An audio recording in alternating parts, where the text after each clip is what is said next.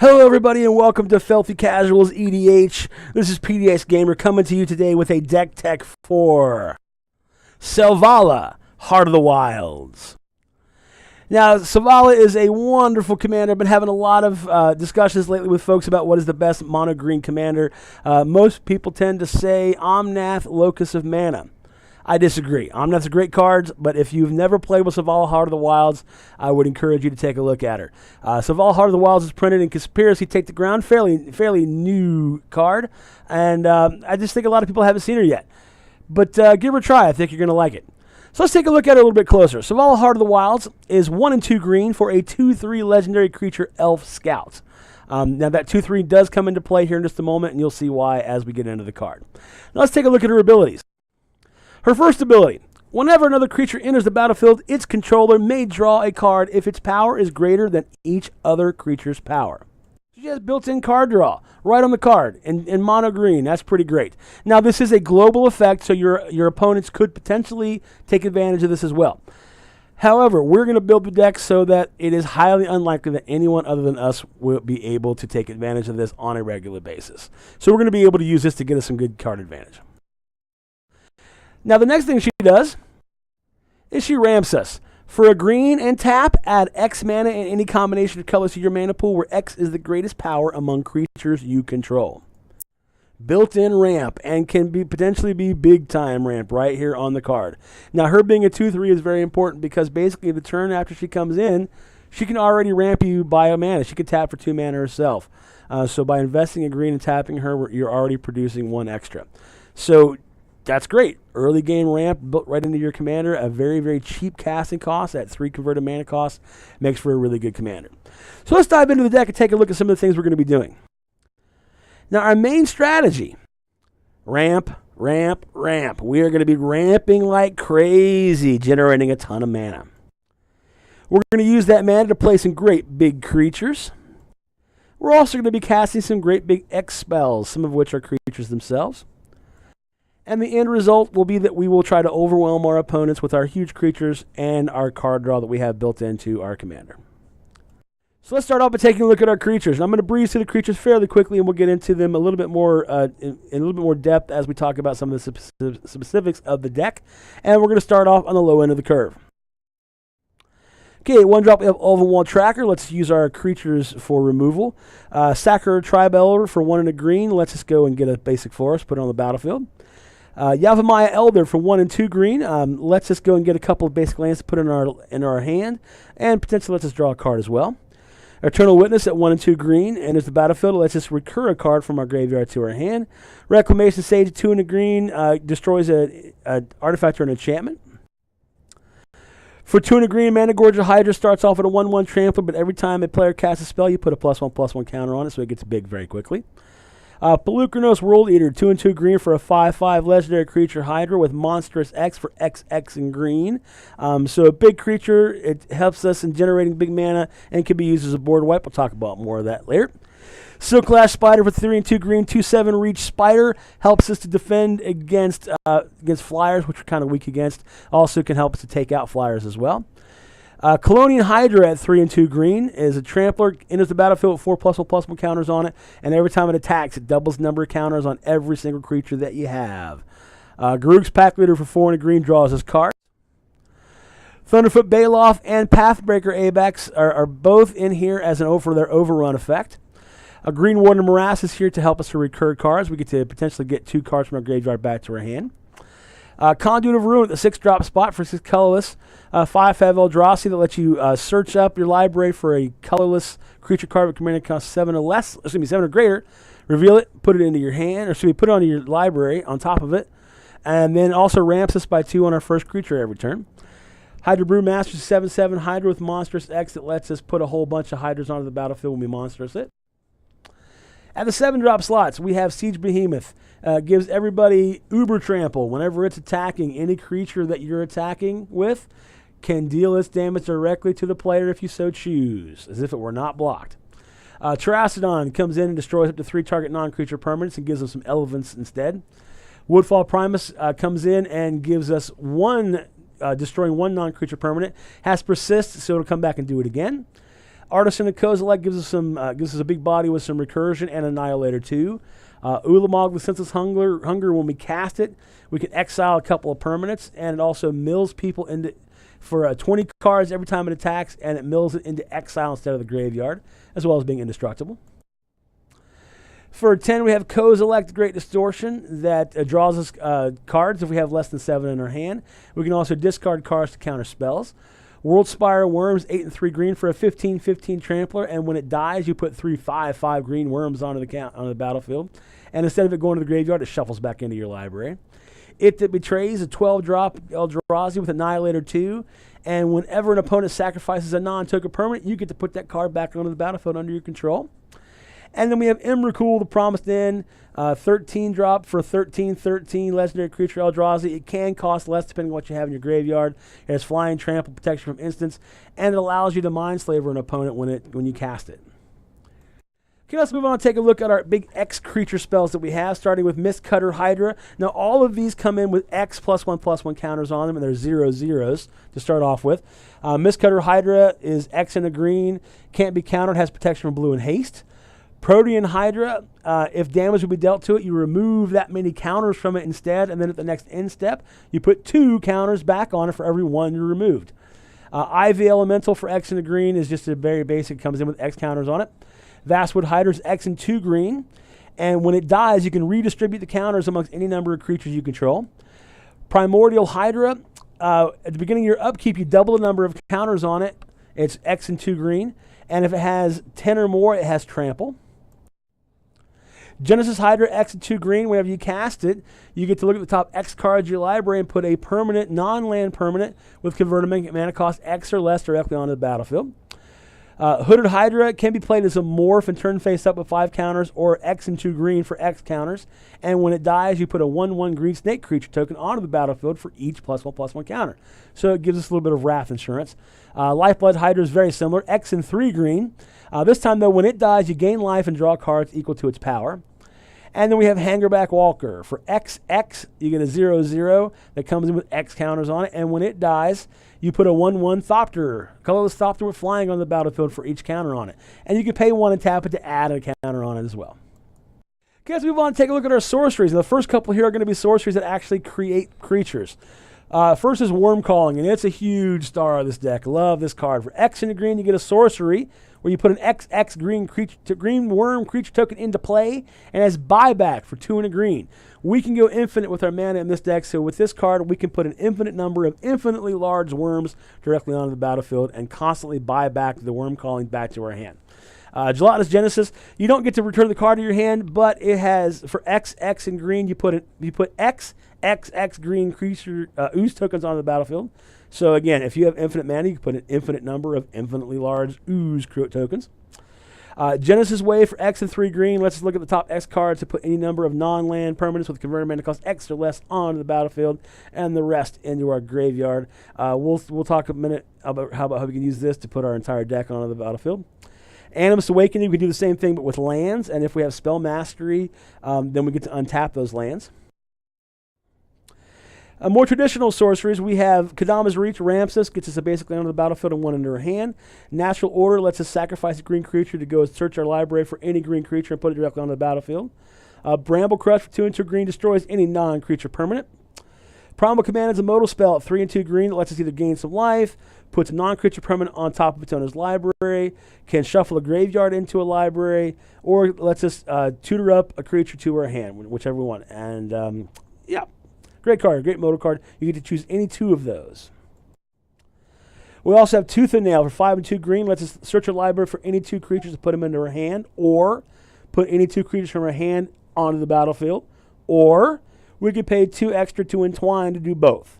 So for 9 mana total, search your library for any 2 creature cards, put them directly onto the battlefield for 9 mana. Pretty awesome. Okay, next we have Nissa's Revelation for 5 and 2 green. Scry 5, reveal the top card. If it's a library, draw cards equal to its power, gain life equal to its toughness. Gonna just get us with our deck. We're gonna get a ton of cards, and we're gonna gain a lot of life. Praetor's Council is great recursion, brings everything from your graveyard back to your hand, exiles the council, and then you have no maximum hand size. And then Concordant Crossroads gives every creature on the battlefield haste. So that's not just yours, everybody else's, so keep that in mind. We have one instant, and that's Crossing Grip. Great disruption card with split second. Lets you destroy target artifact or enchantment. And with a split second means it's definitely going to happen. Once you cast a card with split second, in case you've never done that, never heard of it, as long as that spell is on the stack, nobody else can activate abilities or cast any other spells until it resolves. So it basically can't be countered. Nothing else can be reacted to. Okay, we run 3 Planeswalkers in the deck. Nissa Vital Force ramps us by untapping a land, recurs cards to her hand, and also a very easy to get emblem. Whenever a land enters the battlefield under your control, you may draw a card. That's a -6, and it starts off with 5 loyalty. So you +1 at one time. The next turn, you can get that emblem. If you have Doubling Season on the battlefield, you can get it right away. Freylease, Land of War's Fury, does everything we want to do. It puts a mana dork on the battlefield, it destroys a target artifact or enchantment, or it draws us cards. Garruk Primal Hunter can either put a beast on the battlefield, draw cards equal to the greatest power among our creatures we control, or put a bunch of worms on the battlefield. Usually we're going to be using this to draw cards, but its other modes are good as well. And we also have a 4th Planeswalker, but it starts off as a creature. Nissa Vastwood Seer is the Magic Origins flip Planeswalker. Enters the battlefield, you get to search your library for a basic forest, put it into your hand, and when you play a land, if you have 7 or more, you get to flip her. And her flip side, we're basically going to be doing your +1 every time. You get to reveal the top card of your library. If it's a land card, it goes directly onto the battlefield. Otherwise, you put it in your hand. You can also create a token or untap up to 6 lands. They become 6/6 elemental creatures that are still lands. Usually, though, we're going to be using this for card advantage. Okay, let's take a look at our enchantments. Sylvan Library, classic green enchantment, lets you draw a couple extra cards and then choose which of those 3 you want to keep and put the other 2 back, or pay 4 life per card not replaced if you want to keep all of them in your hand. Elemental Bond lets us draw extra cards whenever a power 3 or greater creature enters the battlefield, which is going to be most of our creatures. Song of the Dryads, excellent disruption, turns anything into a forest with no other abilities. Doubling Season, everybody knows Doubling Season doubles the number of counters, doubles the number of Planeswalker loyalty counters that it comes into the battlefield with, doubles the number of tokens that are produced. Great card. Let's move on to our artifacts now. Soul Ring, because Soul Ring, everybody runs Soul Ring, ramps you by 2 for 1 mana investment. Emerald Medallion, green spells cost 1 less to cast. Most of our spells are green, so it's going to ramp almost every spell in our deck. Sword of the Animus lets us go and get a basic land to put on the battlefield tapped whenever we attack. Lightning Greaves and Swift Boots both give a creature haste and protect that creature. Usually that's going to be our commander. Extraplanar Lens doubles all of our forest, and actually will double everybody's forest. So keep that in mind. If you exile a basic forest, every basic forest on the battlefield will now tap for double mana. Okay, and then finally we have these 3 artifacts that we're going to use to untap and get multiple uses out of Selvala. 1,000-Year Elixir we can use once, and it also allows us to use her ability the turn she comes in. Sword of the Params and Umbral Mantle will also allow us to untap her for 3 generic mana. We can untap to reuse use her ability. Umbral Mantle also gives her +2/+2 until end of turn every time we use it. And Sword of the Parents can give either +2/+0 or +0/+2, depending on whether the creature that's attached to is tapped or untapped. Now, quick honorable mention, Staff of Domination is a card that I don't currently own. Or I should amend that. I own it, but it's in the mail. Haven't received it yet. As soon as it gets here, it will be going into the deck as well. It's just another way for us to untap Selvala and go infinite with producing the mana. So we're definitely going to be including it in the deck. Okay, let's take a look at our land base. The first 4 lands. So we're going to take a look at our lands that ramp us. We got Blighted Woodland and Myriad Landscape that both go and get 2 basic lands to put them onto the battlefield. Nykthos, Shrine to Nyx. We're going to have, a lot of our permanents are going to have multiple green pips on them, so we're going to be able to generate a whole lot of extra green mana with Nykthos. And then Temple of the False Gods, a pretty standard inclusion, gives you 2 generic mana, but you have to have at least 5 lands on the battlefield. And then we have some utility lands. Rogue's Passage makes a creature unblockable, which, considering we have huge creatures, potentially an infinitely large creature, we can use this to make it unblockable. Reliquary Tower, no maximum hand size. Homer Path allows us to gain control of our creatures when people steal them. With large creatures, we may be the target of some stealing effects, some threat effects. Ghost Quarter lets us get rid of a troublesome land. And then High Market, same thing. If somebody tries to take one of our big creatures or take our commander, we can just tap, sacrifice it, gain a life, and then they don't get it, we get it back. And we run 28 basic forests. Pretty simple. So let's take a look at ways that we can maximize Selvala's ramp. Now, we talked about these three cards very briefly. 1,000-Year Elixir allows us to untap her one time. Sword of the Parents and Umbral Mantle, however, we're going to see here in a second how we can use these two to potentially get infinite mana. Let's see how we do that. First thing we're going to need is Selvala on the battlefield. Then we can use either Sword of the Parents or Umbral Mantle. These are interchangeable and either one will work.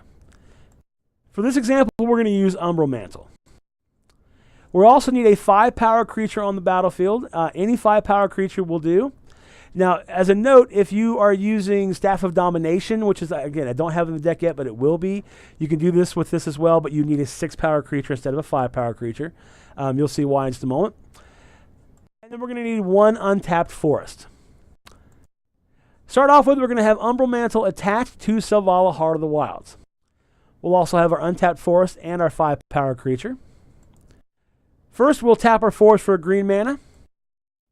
Use that green mana to activate Selvala's ability to generate 5 mana of any color because of Polukranos' 5 power. We're going to choose green since we're a green deck. Now, we're going to use 3 of that to use Umbral Mantle's ability to untap Selvala and give her +2/+2 until end of turn. That's going to leave us with 2 green mana in our mana pool. We're going to use one of those to activate Selvala again. And we're going to add 5 more green mana to our mana pool, bringing our total to 6. We can then repeat this process as many times as we like. Each cycle will add 1 mana of any color to our mana pool and gives Selvala +2/+2 until end of turn, making her infinitely large. So, what are we going to do with all this mana? Well, Animus Awakenings, if we can generate infinite mana, we can basically get every single land in our deck onto the battlefield all at once. Gelatinous Genesis allows us to put an infinite number of infinitely large ooze creatures onto the battlefield. Worm Calling does the same thing with worms. Genesis Wave, we can use this to put every card in our deck onto the battlefield all at once, as well as have all of our cards in our deck in our hand. Now, we can use this in conjunction with Green Warden and Marassa or something else that would return something from our graveyard. Because we're going to need to return Praetor's Council back to our hand. Once we dump all of our permanents onto the battlefield, everything else that's a non-permanent is going to go to the graveyard, and all of our X00 Hydras, they're going to go to the graveyard too. Praetor's Council will allow us to get those back. We'll use Green Warden and Marassa to get Praetor's Council back from our graveyard. Now, it's important to note that if we don't have Praetor's Council in our hand, if it goes to the graveyard, the creatures and permanents from Genesis Wave into the battlefield before the other cards go to the graveyard. So we cannot use it after it's in for its into the battlefield effect. So what we're going to have to do is we're going to have to use one of our Planeswalkers that recur things, or perhaps something like just anything like that we can do to recur it, or we can use our High Market to sacrifice Green Warden and Marassa, exile it, and then return the Praetor's Council to our hand that way. Then we cast Praetor's Council, return everything back to our hand, and continue to use our infinite mana to play out all of our XX creatures that come in with counters on them, all of our Hydras. And we can dump every creature onto our battlefield and make them all infinitely large, or make the Hydras infinitely large. And since we run Concordant Crossroads, we'll be able to swing right away.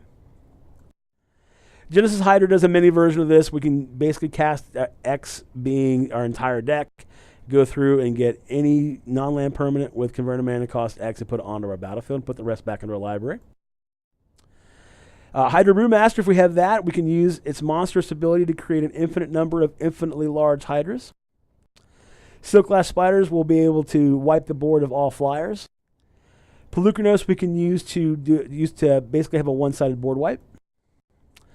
Okay, so now with all of those things we've talked about, let's take a look at some of the things our deck can do and take a look at the stats for our deck. We're going to start out with card draw. Card draw is incredibly important, and we have 12 cards that are going to draw us more cards when they hit the battlefield or when they have some kind of effect in the battlefield. We have Selvala, Heart of the Wilds built in. Lifeblood Hydra, when it dies, draws us cards. Yavimaya Elder can draw us a card if we sack it, and it's going to get us lands. Grook's Pack Leader, depending on our creature size, is going to draw us cards. And then Kozilek will refill our hand if we have less than 7 when we cast it. And we also have some Planeswalkers that draw us cards. Nissa Vastwood Seer, +1, will either put a land directly onto the battlefield or put the non-land card into our hand. Nissa Vital Force, her ultimate, lets us draw a card every single time we put a land on the battlefield.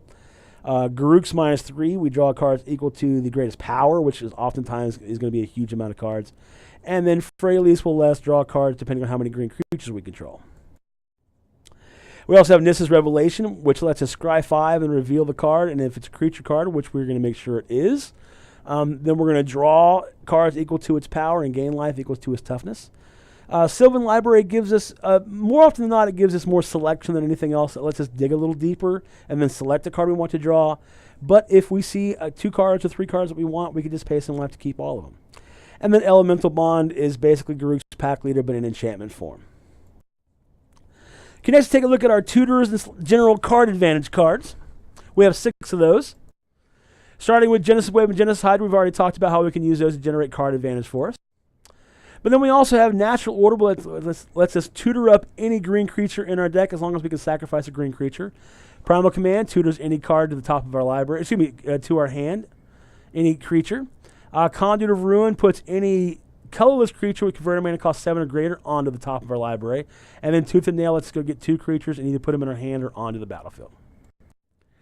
Okay, ramp spells. We have 18 cards that are going to ramp us. We definitely want to ramp in this deck, and so we're going to have ample opportunities to do so. Starting off with our commander and the artifacts that allow us to untap and reuse her. That's going to ramp us pretty significantly. We also have Soul Ring, which is pretty standard. Emerald Medallion. Most of our cards are green, so it's going to ramp almost every card in our deck by 1. Sword of the Animus lets us go and get a basic land put on the battlefield, tapped whenever we attack. And then Extraplanar Lens, we've talked about that before as well. We also have these 3 Planeswalkers that ramp us in one way or another, whether it be through putting a Mana Dork onto the battlefield, putting a land onto the battlefield, or untapping a land to let us reuse it. We have Sakura Tribe Elder that lets us sacrifice it to go get a basic land card onto the battlefield. Kadamas Reach gets us 1 onto the battlefield and 1 into our hand. Conduit of Ruin ramps our first creature spell we cast each turn, makes it cost 2 generic less. And then Animus Awakening lets us go and get as many lands as we can pay X to go and get. And then finally our 4 lands that ramp us as well. We have 14 disruption cards in our deck. Let's take a look at those, starting with the most generic that will hit anything and work our way to the more specific. We have Ulamog, the Senseless Hunger, lets us exile any 2 permanents. It's also indestructible and mills the top 20 cards directly into exile whenever we attack an opponent. Song of the Dryads also is great removal. It turns anything into a forest with no other abilities. So if someone's casting a commander that's just giving you fits, turn it into a tree. Okay, next we have 4 cards that will deal with any non-creature permanent. Bramble Crash for 2 and 2 green destroys any non-creature permanent. Primal Command, one of its mode, allows us to take any non-creature permanent and put on top of its owner's library. So it's a temporary disruption, but that could be all we need. Terracodon lets it destroy up to 3 target non-creature permanents. Now they do get a 3/3 green elephant creature token for each thing we destroy, but I would much rather them have an elephant 3/3 elephant than a doubling season, say. And then finally, Woodfall Primus for 5 and 3 green will allow us to destroy any target non-creature permanent, and it has Persist. So if it dies, it comes back to the battlefield with a -1/-1 counter on it, and it will do it again. Okay, and then next we have 3 cards that will help us deal with specifically artifacts or enchantments. We talked about Corrosive Grip being an uncounterable version. Reclamation Sage, when it enters the battlefield, destroys an artifact or enchantment, and then Freyalise, her -2 will do the same thing. We also have some ways to deal with creatures. Ovenwall Tracker allows us to use our creatures as to fight other creatures to destroy them. Pelucranos, we've already talked about, and Silklash Spider as well, can be one-sided born wipes themselves. We have Ghost Quarter to get rid of problematic lands. And then we have these 4 cards that are not counted in the disruption cards in their 14 number, but they also disrupt. They're just not targeted disruption. We have, first of all, in the middle, Artisan of Kozilek and It That Betrays have Annihilator 2. So every time they attack, the defending player sacrifices 2 permanents. Kozilek will allow us to counter cards as we discard cards that have the same converted mana cost. And then Emrakul lets us Mindslaver and potentially wreck someone's board state when we cast it. Things are going to be going to the graveyard quite a bit in this deck because we're going to be creating so many big things. We want ways to get them back. We have 5 cards that we can recur cards. Eternal Witness is a standard, brings any card back to our hand. Nisselvato Force will return a permanent card from our graveyard to our hand. Green Warden Rasa, any card to our hand can do it twice. Praetor's Council we've already talked about, brings the entire graveyard back to your hand. And then Artisan Kozilek, when you cast it, you get to return a creature card from your graveyard to the battlefield. So let's take a look at our conclusion here. Is Selvala Heart of the Wilds a viable mono green commander? Absolutely. Like I said earlier on, Omnath is one that people point to as the preeminent mono green commander. And yes, it's a great card. I need to have one for this deck, and eventually that will happen. But if you've never taken a look at this Selvala, I would urge you to please do so. She can generate crazy amounts of mana and do some pretty awesome things. So, Selvala, great card. Thanks a lot for tuning into this deck tech today. We hope you enjoyed it. If you did, please like and subscribe down below. Leave us a comment if you have any suggestions. I'll also include a link to the deck list on deckstats.net. And keep checking back in with us for more great Commander content. Again, I'm PDX Gamer. Have a great day and keep coming back. Take a look at Filthy Casuals EDH. Thanks, guys.